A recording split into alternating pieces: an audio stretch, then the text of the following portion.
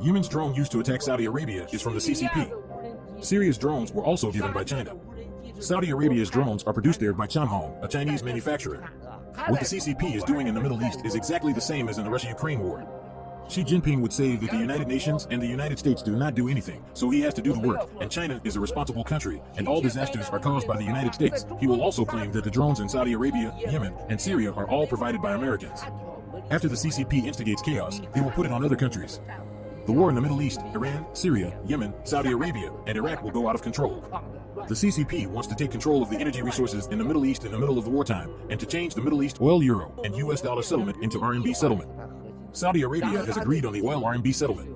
Next, Iran will definitely join it too. Then Yemen and Syria will threaten Iraq with oil RMB settlement. The RMB settlement of oil will challenge the US dollar dominance way more than the Russia-Ukraine war. And then the digital RMB will replace all money laundering methods.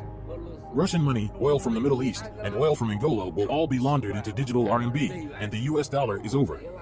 Then the CCP will officially announce that the world's the majority of the 7.5 billion people, because in Asia, there are nearly 5 billion people, agrees with them. And the 2.8 billion people from the Christianity and the Catholic countries become the enemies of human civilization.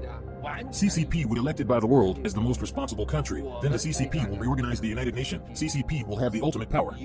If any country doesn't accept it, they won't be able to have oil or gas. Europe is finished. No one uses the US dollar, everyone uses digital RMB, and the United States can no longer sanction them. Whoever was sanctioned by the United States in the past would go to the CCP. Weak countries would also listen to the CCP.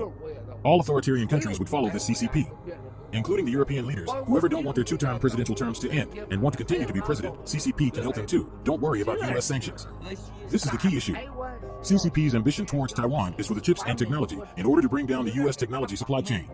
If the US technology supply chain is broken, and Europe is defeated by the Middle East gas and oil, in the future, there will be a food crisis, a collapse of financial markets, and a collapse of social order.